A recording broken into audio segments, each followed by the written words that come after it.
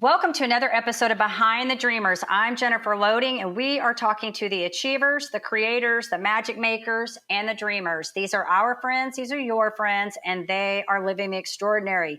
Today's episode is brought to you by Walt Mills Photography. If you are a creator needing post-production, consultation, or promotion, Walt Mills is your guy. Whether short films, YouTube films, photography work, or a new headshot, he can help you find a solution to match your needs. To learn more about Walt and his work, go to photosbywalt.com. We also want to give a shout out to our friend Chris Clow of Upbeat Media Productions. If you are in need of turnkey special event production, Clow is your go-to. You can learn more about him and his work at upbeatmediapro.com. All right, we're super excited to welcome our guest to the show, Debby Montgomery Johnson. She's the #1 best-selling author, international speaker, entrepreneur, and podcast host. In her book, The Woman Behind the Smile, she shares her personal experience with a love that turned into a betrayal and financial disaster. Debby's background is diverse, from working as a paralegal and senior bank branch manager to being a U.S. Air Force intelligence officer, serving at the Pentagon and with the Defense Intelligence Agency. She's currently the president of BenfoComplete.com, a vitamin supplement company that provides an alternative remedy for the pain of neuropathy. Debby first appeared in the Palm Beach Post and has appeared on various shows, including the Dr. Oz Show, CBS This Morning, the Mel Robbins Show, and the Tamron Hall Show. Additionally, she was featured in National Geographic's Trafficked with Mariana van Zeller and is regularly called upon for expert commentary about relationship fraud. So welcome to the show, Debby. Super excited to have you here today. Thanks for having me. I'm really excited to be here. Awesome. Well, we are going to jump into this. I'm so thrilled to have you here today. I know this is our second run to get you on here, so excited to have you here. But I want to open this up to talk a little bit. You've got so many things going on here, but just walk us through a little bit where we're at right now and how we got to this place. Well, I got to where I am not by choice originally. It was 10 years ago. My husband, I got a phone call from my oldest son, and he said, "Mom, Dad just died. I'm coming home to take care of everything." And actually, it was 12 years ago that happened. And when that happened, that really changed my life. My husband was only 56. I was 52, wasn't expecting that at all. And I hadn't planned for it. He hadn't planned for it. He even had a company. And one day, one of his clients called and said, "Lou, if something happens to you, who runs the company?" And I happened to be sitting in his office that day. And he looked at me and says, "Deb's going to do it." And I said, "You had better put something into place because it's not my company. I don't know anything about it." Well, needless to say, he didn't put anything together short of a 4-page continuity plan. And when I got that phone call, it hit me like a ton of bricks. And I'm like, that his company pays all of our bills. The job I had at the time, I was doing it for benefits. And it was through the school district. And when I realized that he hadn't put anything together and I had to figure it out, it was a real shocker for me. But fortunately, I'd had some really good training. You mentioned that I had been in the Air Force. I had worked for lawyers. I had some really good background and knew people that I could call on. And I really went to his customers and suppliers and said, "This is what's happened. I want to keep this going. Help me." And that was a really humbling experience because I grew up in Vermont being pretty self-sufficient. And when I had to reach out to folks and say, "Help me," and they did, they turned around and did as best they could, which was really wonderful. It kept the company going with a couple of hiccups, but all in all, it was wonderful. And until 6 months into it, when all of my friends were saying to me, "Hey, you got to get a life because all you're doing is working." And literally, I was working the business all day long. I was working my job at the school district in the mornings from 6 until noon. I had no time to really grieve. I had to keep life going. And the only time I would cry was when I was swimming, doing laps in the afternoon, very controlled. I would do 10 laps of one stroke, 10 of another. I'd be looking up at the ceiling at the pool. And that's when I would cry. And I'd be talking to Lou saying, "Hey, you've got to help me here. I don't know what I'm doing." And nobody knew I was crying because I was in the water. Because when anybody asked me how I was doing, I had to keep it together. That's where the woman behind the smile came. I just felt like I had to be the perfect one to keep everything in control. And I really needed to have some time to fall apart, but not let anybody know that I was doing that. So when my friends said, get a life, they really said, you need to start dating again. You need to get out there. You need to do something more than just work. Well, I'd been married for almost 26 years, and the idea of getting out there to date again was very, I want to say, overwhelming, because it brought back all those feelings of when I was young, the insecurities of not being smart enough, pretty enough, all these enough things. And I finally had to sit myself down and say, hey, you're 52, you're very accomplished, you don't have to worry about that. But inside, those limiting beliefs were just screaming, like, what are you doing? And so I decided, with my friend's assistance, to go online, because I thought that might be the safest thing to do at the time. I wasn't ready for an in-person relationship, but I did want to talk to somebody. I wanted to talk about what it was like losing a husband. I want to talk to someone about running a business, and I felt that was safe. So that started it all 10 years ago. Wow. Safe. Wow. Safe. Yeah. Safe. Wow. Yeah. And you have an incredible story. And for our listeners, I mean, we could be here for a while to talk about this all, but let's talk a little bit about this book that you wrote, because this is a little bit about your journey, what you went through. So tell us a little bit about that. It did. And actually, the reason I wrote the book was partly to get the story out, because people are going to know that it was a romance relationship fraud story. But when I first started talking about it, and it took quite a while to get over being afraid of talking, because I felt so stupid, so vulnerable, all these words that were so self-deprecating. I was talking to some friends, and they'd mentioned online dating, and I told them the story, and they said, oh, you have to tell. And I'm like, oh, I'm not telling anybody.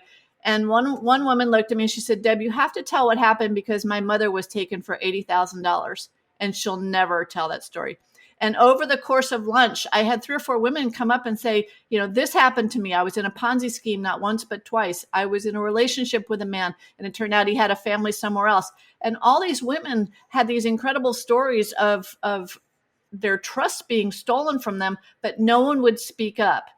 And that's when I realized that the story wasn't about me anymore. It was about who I could help to either beware about what was going on or beware of predators out there. And that's when it turned into my mission. And I wrote the book because I had to get the story out of me first. And that really released the emotions of it, because the story is not me. It doesn't define me. It happened to me. And I look back now and I said, it happened for me, because now I can be the voice of who I call the survivors and the thrivers. And I can effectively advocate for them. Because here's a statistic: 3 out of 100 people taken in financial fraud, especially online relationship fraud, will speak up. 97 of those 100 will not. And so because of that, the word's not really getting out there, and the scammers, who are really criminals, are running to the bank with smiles on their faces. Wow. So it became my mission at that point. Yeah. Well, and that's the thing, I think, when you go through, now, obviously I have not been through something like that, but you're saying there are a lot of people out there that have. And when you go through that, being able to come out on that other side and be able to tell your story, it becomes not so much about you, but how you can use your story to transform the lives of other people. And so I think, wow. And so for somebody maybe, on that other side, because obviously this is kind of it's a very, I feel like, personal subject, right? Like, not everybody wants to come forward and say, hey, this has happened to me, because it is so personal. But what advice can you offer somebody, maybe, and we're going to get on some other things, but I really want to talk about this right here. Like, what advice can you offer for somebody maybe that's feeling like, hey, they're in that situation right now, and they're recognizing, hey, the red flags are there. Is there anything you can point and lead them to notice or to move forward on that? Well, listen to your gut. Listen to the inspiration, because what happens in the psychology of a scam is that the scammers are very well trained. They are, and I don't want to call them scammers because that really minimizes what they do. They're organized crime. They work in groups. It's not a he, it's always a they. They're trained in universities in Nigeria and Ghana and other places. So they know how to get you into the story.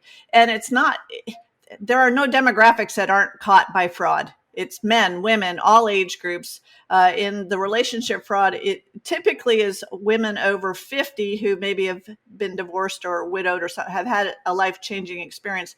But it's well-educated, well-financed people and all over the world that this is happening to. So if you feel like this is happening, and you'll know, I probably knew, I wanted it to be true. I wanted the relationship. And honestly, a long distance relationship at that point felt safe to me because I wasn't ready for the in-person one yet. But the disappointments and the setups and the stories that are told, and obviously I've learned a lot over 10 years, which I didn't know back then because I hadn't heard of online fraud, at least not relationship fraud back then. Everybody that I knew had a great relationship. They'd met their spouse. Even my mother's best friend found a man and she ended up getting married. So I heard all these positives. It wasn't until this happened to me that I started hearing the negatives and hearing the stories and, the men that it's impersonation where they impersonate military members, or they're on an oil rig, or they're an international contractor. The stories are the same once you start hearing them. They just change the specifics, but they are expert at reeling you in. And before you know it, I mean, if I can't help someone prevent it within the first week or two, then we can't work with them until they're what I call broke and broken, because there's such manipulation going on. And you don't want to see it. You want to see the good. We have big hearts. We want to be helping. And you get sucked into the story of a family member, or for me, it was, I thought, really an incredible story of a man that had lost his wife. And so I realized that I related more to a man who was a widower than someone who'd been divorced. Because in my mind, the divorcees were bringing a lot of baggage with them, where the men that had lost their wives, they had stories like mine. And they're stories of grief and stories of family. And that was another thing. Family is very important to me. And so he had created this family. And I got to know, air quotes on that one, his sister, his son, his attorney, different people in the story. It wasn't just him. And this was over 2 years, too, for me. It was a 2-year. And again, people say, well, didn't you meet him? Well, no, because he was doing work overseas. He was a contractor. He was an independent contractor working over in the Far East. And much of the story was business oriented, where he had a company, he was moving product, he was running into issues with customs and tariffs and those things, some of which I understood, some not, because it was overseas. And the things when I questioned him, because again, I'd had some legal background, I worked for banks. When I questioned why these things were happening, he always had an answer. There was always a plausible answer. And because I didn't have my scam alert up, I wasn't looking for trying to prove he was telling me a lie. I was looking for the truth. And because most of the time I felt like it was the truth, I'm sure there were some pink flags out there, but I wasn't looking for those pink flags. I certainly wasn't looking for red flags. I was looking for the green flag to get this done and get home. But hindsight's 20/20. I can look back and see all the things that happened. And that's why in what I'm doing now, working with men and women today, I know what the flags are. I've seen them. And there are stories that we see over and over and over. And I just want to say, folks,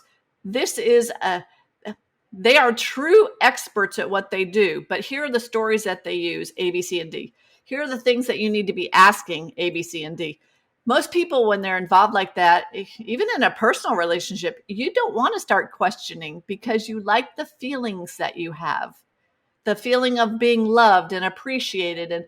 And if anything good came out of this bad, was that over those 2 years, and a friend of mine was a psychologist, she's passed on now, but she said, Deb, there was a part of you that if you look at yourself as a piece of Swiss cheese, you had a big hole in you that felt throughout your marriage that you hadn't been listened to. And I'm going, oh my gosh, that is so true. And so because I had 2 years of someone listening to me, and I have journaled, I have 4,000 pages of journal, he listened to me, and that filled up that hole. And it made me a better person from the inside out. So even though it turned out to be an awful event, that part of me had healed, and it made me much more willing to speak up when I felt like there was an injustice or something needed to be changed. And that was the good part. So the other good part was in the end that he came on and it was interesting. It was a morning conversation, and he came on and said, "How do you feel about forgiveness?" And boy, we started talking for hours about forgiveness, and we got disconnected and came back. And I finally said, "Have I done something wrong?" And he said, "No, I have something to confess to you." And I'm thinking, "Yeah, I don't want to hear another confession. I'd heard that once in my marriage and it wasn't good." And he goes, "I need your forgiveness because I think it's going to hurt you." And of course I'm saying, "You don't need to hurt me. This is really okay." And that's when he came on and said, I have to confess, this has all been a lie. This has been a scam. And then I'm thinking, oh my gosh, what are you talking about? Are you sick or something wrong? And I'm looking at my dual screens of my handsome Brit. And now I'm saying, okay, now you're lying to me. Now you have to prove to me that this has been a lie. And he walks me through Yahoo Chat, which is the way we've been communicating for 2 years. He walks me through setting up the camera on Yahoo Chat because now he's going to come on live for the first time.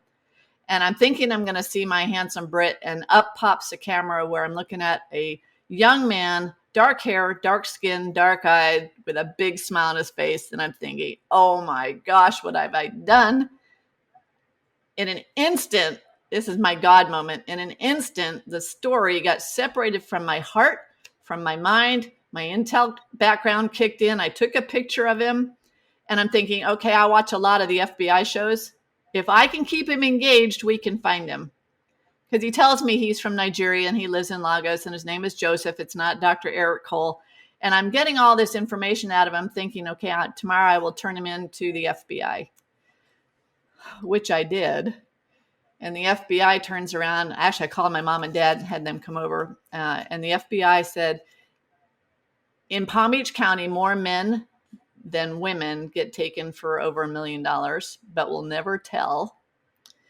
And until you can get them here to the United States, there's nothing we can do. I shut down. I just shut down. And I said, there's no way I can get him over here. I'm not going over there. And even though every man in my life, most of them are pilots, wanted to fly over there and get him, I said, that's not going to happen. And I shut down, and I became that woman behind the smile. Hence the name of the book, The Woman Behind the Smile. Yeah.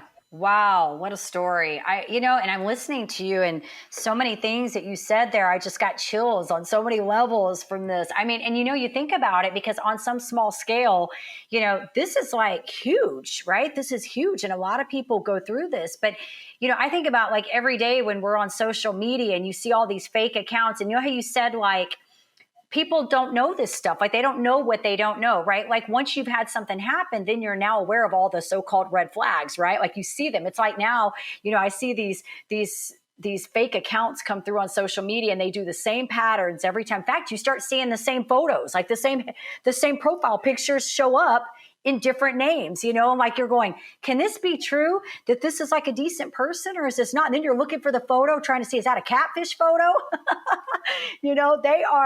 They're good, but they're not good. They are good because there's people that are not aware. They don't know what to look for, right? Once you've had it happen, now you know what to look for, and you can help other people be aware. I can, but I make it my business to understand. Most people that have become a victim to any kind of fraud are going to be taken 2 and 3 times.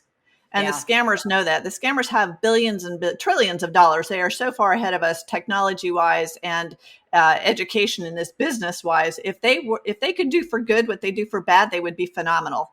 No phenomenal. Kidding. But most people aren't looking for the pictures and the impersonation. And once they find out they've been taken, then they go after the person in the picture. And that's the problem, because that person in the picture has now been a victim of impersonation. And if you start stalking them, you've now become the criminal because you're stalking them. So you have to realize there's victims on both sides. And not most, but in the victim world, say you have 100 of them, a third of them are going to be angry and not want you to help them at all. They're just going to be out for revenge. They're going after particularly the person that's in the picture. Then you've got the deniers who are saying, nope, absolutely not. This guy's waiting for me. He's coming, he's going to be here pretty soon. They're denying everything. We can't help them. Then you have a third that might be the realist that said, oops, well, yep, I've been taken. And through recovery, and I work with an organization in Miami called SCARS, the Society of Citizens Against Relationship Scams, we support victims in a way that we show them how this has been a financial fraud. We show them how to recover through, number one, telling your story. And it could be in a book. It could be on a video podcast like mine. It could be to the law enforcement. But we walk them through the steps of how to successfully do it. Typically, you're not going to get your money back. You're not going to find the guy. But you have to understand that reporting it to the police officers or to law enforcement will help them in the end compile profiles of these guys. And they are being, prosecuted in federal prison in small amounts, but there's a start. It's a start. So we walk them through how to successfully maneuver the minutia of reporting and how to get their banks to work with them, how to repair their credit, and how to work with other survivors. Because once you realize that you're not alone, it's very empowering to be able to go out and start speaking about it and not listen to the naysayers and the victim blamers, because that's the worst part. When someone starts to shame the victim in anything, in domestic violence or in this kind of a crime, the victims will shut down, and it's leading to suicides, 20 suicides a day based on this, because people lost hope in others. Because they're not getting support from family, friends. They're being told how stupid they were, how gullible and vulnerable. And none of us are like that. The only thing that we said wrong, that we did wrong, was accept a friend request or say yes to helping somebody. Then it becomes part of that scam and the psychology of that whole scam. But everybody is going to be taken at some time in their life by somebody. And typically it's someone in your own family. So you just have to be careful and realize that I sure hope it doesn't happen to anybody that I know. But what I want them to be aware of, it could be your mother or your sister, your husband, your brother. I have women that have been taken in gaming sites like Friends with Words with Friends, or on translation sites. They're helping someone come to another country and they're helping translate. They become friends, and then the friend has something happen and they ask for help. It's happening on every social media platform out there. You just can't believe who people are until you see them in person. And then even that, be careful, or really vet them, really look, do that reverse Google search on the pictures, really ask the questions. Because if you don't recognize what's happening, they're going to suck you in, and we won't be able to do anything for you until you've crashed. And that's sad. That's a sad day for me when I see someone that, if we had gotten the word out, because honestly, I think if I had heard about online relationship fraud prior to going online, my little radars would have been up much more than what they are obviously now, because I can feel it now. I can feel a scammer. When my friends who are dating today come to me and say, would you just look at this profile? I'm like, oh no, right off the bat, I You're know. done. I know there are words, there are things that they say, there are pictures, and military members. I mean, I was former Air Force. I know immediately if there's a military picture, it's a scammer, because military guys aren't doing that. If he's on an oil rig or he's a doctor in the UN and he's somewhere overseas, it's a scammer. Those are the big stories, but it's happening in every country, everywhere, and good people are being taken every day. And it's sad because the scammers are getting away with trillions of dollars. Debbie, you are a remarkable woman. Thank you so much for sharing all that. I know that it's unfortunate that we have to sometimes go through these tragedies in order to be able to come out on the other side. But to see you now, where you are and what you're doing, the difference that you're making, I think it's huge. I hate to say, hey, you had to have this happen for this to happen, but I think it makes you a stronger woman, and it allows you to help those people that really need to be helped. Well, and I appreciate what you're doing too, because I can't get the word out there. Prevention and public service announcements in anything don't really work. Right. And unfortunately, a lot of people are going through this, and when it happens, now they're looking for help. And that's what we're there for. I like to put out stuff, say, beware and be aware, but it's after it happens that my group is here for you, because we don't want you involved in any other scams. I mean, after a scam, the scammers and the crooks are out there setting up private investigators. They're setting up, we'll help you find the scammer sites. And so then you're paying more, and those are fraud too. So you need to find a real legitimate support group for victims, and don't go trying to find the scammers. It's like looking at mugshots. Yeah. It hurts your spirit to look at that crap. Just put it behind you. Say, okay, I was taken. I'm part of a really good group worldwide. Unfortunately, this happened to us, but it's going to happen for us because now we can get out there and be there for one other person. One more woman or man needs to know that they're not alone and that with support, they can get through it. And you have to change your mindset because so many of us have, hit 60 and thinking, oh, I don't have time to make any more money. Can't do this anymore. And they give up. Well, my dad just turned 93. So I have 30 years to go in my life and I've got time to redo in some ways, but I just have to redo my thinking. Like I can do certain things now. I'm smarter, older, wiser. What can I do to make my life better? And if it's being there for somebody else, it's worth the cost of admission. Absolutely. Well, and speaking of which, you're a president of It's Benfo Complete. Am I correct? Yes, ma'am. Tell us a little bit about that company real quick for our listeners. Tell us what do you guys do and who you serve? We serve folks that have neuropathy, typically diabetics.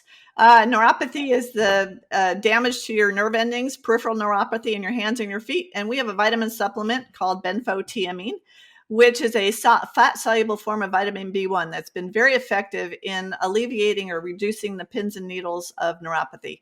Or if your nerves are numb, it kind of regenerates them. The most exciting thing for me is recently they've done a study at one of the universities up in New York, and they're looking at Alzheimer's and the use of benfotiamine with Alzheimer patients as something to slow the progression. Because Alzheimer's is actually being linked, and researchers are calling it type 3 diabetes. And that's what's really interesting to me is that if we can start taking this vitamin supplement early on, will it slow down the progression of genetic, Alzheimer's?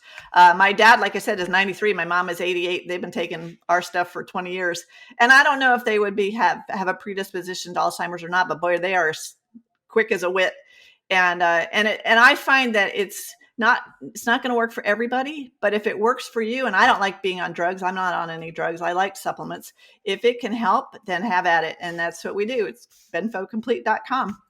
And my father works for me. Oh, well, how exciting is that? Yeah. I think that has kept him very alert. He speaks to customers all day long. He's a retired doctor. And so it's Dr. Debbie and Dr. Jack. And I love it. The most fun thing for me is one day a customer called up and said, I was answering the phone calls and said, Deb, how long have you worked for Dr. Jack? And I laughed and I said, all my life. That's so great. That's so great. But you touched upon something that was really good because when you talk about like the diabetes and the Alzheimer's kind of being linked, because, from my background research, I'm not a doctor or anything like that, but I just based this on the research that I did when I was going through my nerve condition because I shared with you that I was diagnosed with trigeminal neuralgia.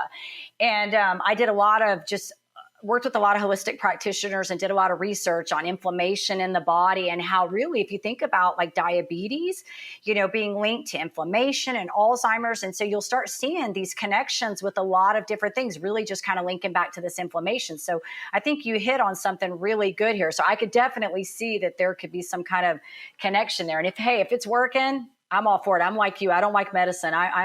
Medicine's good for when it needs to be used, but I'm a supplement gal. So I totally get it. And it's great. And my dad hears customers every day who are saying, you know what, I can walk without the pins and needles. I can just like I can walk, I can dance, I can do all those fun things that maybe you weren't doing before. But I have seen how people have progressed and it makes them happy again. And it's not for everybody, but drugs aren't for everybody. So for me, it's try it. It's a great form of B vitamins. I do have a multi-B also that includes the benfotiamine. And my friends call it Debbie's B's. It's great energy. It's great forms of these B vitamins. And we're always looking. We have a cream. If someone doesn't want to take a capsule, we do have a cream that has the benfotiamine in it. Probably the only company in the world that has it. And so I'm looking to be there to help folks, to give them an alternative to drugs. And if it works, have at it. And we're here to serve. And my dad loves talking to people. So give Dr. Jack a quick call. That's so awesome. I love it. I love that your dad's working with. I think that's so great. I think how fun is that? That's so awesome. That's awesome. Well, Debbie, I think you have such an incredible story. Like I said, I think you're remarkable. And I think, whatever reason this had to happen, I think you're definitely the messenger to get these things out and you're doing amazing things. I want to ask you just kind of a fun question to sum all this up, where you've gone and where you're at now. If you could say anything, like the one thing you've learned through all of this, what's your big takeaway here? Listen to that still small voice and don't give up. Don't give up, because the fun part of my story now is that I did actually remarry. And it was soon after the scam was revealed that I met my husband to be. We've been married, it'll be 7 years, the end of October. And I didn't give up on love. I was much more careful. And I actually worked with friends who were matchmakers and made sure that my guy was real and he was an upstanding citizen. And I went for it. I was trusting once he told me something about him and I told him about my story, and we were honest with each other in everything. That's when I realized, okay, there is love out there, and we can have a meaningful relationship with truthful people. And so that's what I want to be, is make sure that people that you're around are civil and respectful.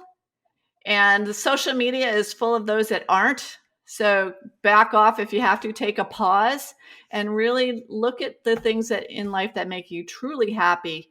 And don't let what I call the amygdala hijack get you. And, you're thinking that something's real and it's not. So just beware and be aware and put yourself out there in an honest way. And if you have to, have a dating buddy. If you're dating, have a dating buddy that can be there for you and give you the objectives and just have fun with life. So much good advice there. Thank you for sharing that. That's incredible. My pleasure. I think there's so many great takeaways there. Okay, so I want to ask you a couple fun questions. We're going to get unserious. Not that you've been great. Like I feel like you're just at peace with all of this. There's and I think that's a really good place to be, because so many people have things happen to them, and like you mentioned earlier, they get bitter and it just becomes about the revenge. And I think the true peace comes when you can really learn to forgive yourself. When you can get to a place where you can just say, "Hey, I had something bad happen to me. It doesn't define me as a human. I can move on and I can go forward and do something in my life." And if you can help other people in the process, incredible, right? It's very difficult to forgive yourself. I think we are our worst critics and hardest on ourselves. And that's why we don't need anybody else to give us any blame, because we've taken it upon ourselves enough. Yeah, I agree with you on that. So, okay, well, let's do a few fun questions here. I think this will be fun. I would take out all the serious of all of this. Okay, so let's see. These are supposed to be rapid fire, by the way. They're meant to be short. We'll do our best. They're not always short. All right, first concert you ever attended? Oh my gosh, Lady Marmalade. Oh my goodness. I don't know, but I know the song. Oh my gosh. I'm having a brain cramp. Yeah, I know the song. Voulez-vous coucher avec moi? You know that song? Yes. It's Lady Marmalade. My mom and I went to a concert over at Dartmouth College, and I was a teenager. Awesome. Yes, I do know the song. And I know who you're talking about. I can't picture who they are, but I know the song. All right. It's three African American girls. I can't remember. Yeah. Oh, shoot. It'll come to us. Yeah, it'll come back. Okay. Favorite travel destination? Oh, wow. I love every place. The British Virgin Islands. Awesome. All right. Favorite guilty pleasure food? Almond M&Ms. Almond M&Ms. Haven't had that one in a while. Dark chocolate. Almond I like M&Ms. I like dark chocolate too. You know what, funny, Debbie? I grew up my whole probably 40 years of existence. I never liked chocolate. Never liked chocolate. Everybody's like, "What's wrong with you?" And then when I was going through my whole medical thing and I was trying to heal my body and I started doing a keto diet, all of a sudden I started craving chocolate. I think it was because of potassium. Now I love chocolate. Moderation. Yeah, moderation. All right, last fun question. What's in your Amazon cart right now? Oh, probably a battery. I needed a battery for my key fob. Oh no, here's a fun thing. My granddaughter just lost her first tooth yesterday, so I went and I got a little. It was a unicorn little tooth holder thing. Oh, how a little fun. Stuffed animal with my tooth that goes on it. How fun. Well, congratulations. That's awesome. I know I hear being a grandma is amazing. So I'm sure you're a great grandma. Yeah. And you're going to be leaving, I think, aren't you, to go see some grandkids soon? I just got back from Hawaii and just got Texas to see them, but I'm going That's up right. to a wedding. My youngest nephew is getting married up in Virginia at the end of the month. So I'm taking my mom and dad up there to see a lot of the family, but not all the family. Fun. Well, this has been amazing. So if our listeners want to learn a little bit more about your story, find your book, learn about the scars, maybe check out your vitamin company, where do we want to send them to find you? Well, for the Women Behind the Smile, you can go to thewomanbehindthesmile.com. For scars, our greatest resource is called romancescamsnow.com. It's basically the encyclopedia of information about relationship fraud. For the company, it's Benfo Complete, BENFO BenfoComplete.com. And there's all sorts of information in there. And you can actually call Dr. Jack and he'd be delighted to talk to you. And if this is for survivors or victims of fraud, the online relationship fraud, if you've been a victim, contact me at Debby, DEBBY, at thewomanbehindthesmile.com. I will write back to victims. I'm not interested in scammers or people that are going to blame me for what happened, but true victims that are looking, or family members that are looking for some sort of support, please reach out to me and I will get back with you. Okay. We'll make sure, Debby, too, when this goes out, we'll get all the websites in there, make sure it's all tagged in there so that they know where to go and to find you. And so thank you so much for sharing all of that. You're great. Like I said, I love what you're doing. Tragedy that you had to go through all that, but I think there was a reason for this, and you're definitely helping a lot of people get to that other side. So thank you for what you're doing on that. And we enjoyed having you here today. Well, thanks for helping me share it, Jen, because like I said, I can't do this alone, and I appreciate your support. Absolutely. And we do, of course, want to say to our listeners, if you enjoy our show, please give us a rating both on iTunes and Facebook. We can't do this without you. Hit the subscribe button on the YouTube. We want to leave you guys with a final thought. In order to live the extraordinary, you must start. And every start begins with a decision. You guys take care, be safe, and be kind to one another. We will see you next time.